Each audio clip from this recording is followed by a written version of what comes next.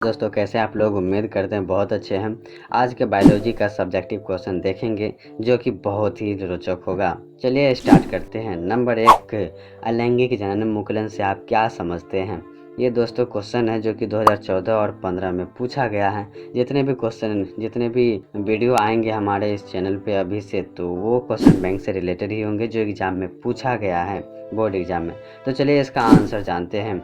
इस प्रकार के जनन में जनक के शरीर में कई बल्ब सरीखी प्रवर्ध निकल आती है जिसे मुकुलन कहते हैं। नंबर 2, कुंभपूर्वता से आप क्या समझते हैं, इसके लाभ बताएं। दोस्तों ये 2013 में पूछा गया है। चलिए इसका आंसर जानते हैं।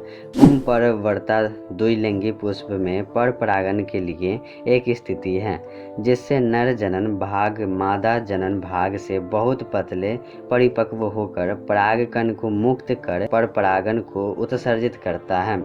इसका लाभ है दोस्तों, द्विलिंगी पुष्प में स्वनिषेचन को रोककर विभिन्नता उत्पन्न करता है। नंबर 3, क्लाइनफेल्टर सिंड्रोम पर प्रकाश डालें। दोस्तों ये सवाल 2013 और कह सकते हैं 2018 और 2019, ये बहुत ही इम्पोर्टेंट सवाल है। चलिए इसका आंसर जानते हैं। यह एक गुणसूत्रीय विकास है। यह ट्राइसोम का एक उदाहरण है, लेकिन इनमें लिंग क्रोमोसोम एक्स की एक अतिरिक्त प्रतिलिपि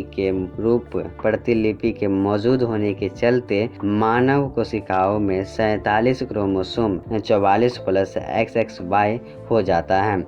यह लक्षण पुरुषों में पाया जाता है जो देखने में सामान्य लगता है। क्वेश्चन नंबर 4 की ओर चलते हैं। सहलगनता को परिभाषित करें, जो कि ये 2011 और 2020 में पूछा गया है। इसका आंसर है 2 होमोलोगस गुणसूत्रों के धामों को एक दूसरे के साथ जोड़ने की घटना सहलगनता कहलाता है। क्वेश्चन नंबर 5, अनुकूलन क्या है, इसका वर्णन करें। दोस्तों ये 2013 और 2019 में पूछा हुआ सवाल है। चलिए इसका आंसर जानते हैं। सफलतापूर्वक जीवित रहने तथा प्रजनन करने हेतु किसी जीवधारी का अपने वातावरण के अनुरूप ढालना ही अनुकूलन कहलाता है। परंतु अनुकूलता का प्रयोग किसी ऐसे लक्षण के लिए भी किया जाता है जो उसी जीवधारी को अपने पर्यावरण के अनुकूल बढ़ाने में मदद करता है। चलिए दोस्तों नंबर 6 क्वेश्चन की ओर चलते हैं। आनुवंशिक कोड में गुण या विशेषताएं बताएं। ये दोस्तों बहुत इंपॉर्टेंट है क्योंकि ये 2014, 2016, 2020 में पूछा है। चलिए इसका आंसर जानते हैं। नंबर 1,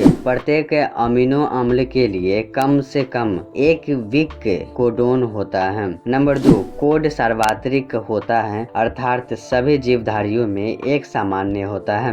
नंबर 3, कोड अपहलासित होता है अर्थात एक ही अमीनो अम्ल के लिए एक से ज्यादा कोडोन हो सकता है। नंबर 7, मलेरिया क्या है, लक्षण तथा उपचार को लिखे। दोस्तों ये भी बहुत इंपॉर्टेंट है क्योंकि 2011 और 2016, 2018 में पूछा गया है। चलिए इसका आंसर जानते हैं। प्लाज्मोडियम परजीवी की वजह से होने वाला रोग जो संक्रमित मच्छरों से काटने से फैलता है वो मलेरिया है। इसका लक्षण है दोस्तों, कंपन के साथ बुखार, सिर दर्द एवं पेशियों में दर्द, रोगी को 48 घंटे के अंतराल पर तेज बुखार का आना। उपचार, कुनैन की दवाइयाँ जैसे क्लोरोक्विन, मेफ्लोक्विन आदि। क्वेश्चन नंबर 8, क्रमिक विकास क्या है। ये क्वेश्चन 2016 और 2020 में पूछा गया है। चलिए इसका आंसर जानते हैं। क्रमिक विकास किसी जनसंख्या के जीन पूल में वह सूक्ष्म परिवर्तन है जो एक पीढ़ी से दूसरी पीढ़ी तक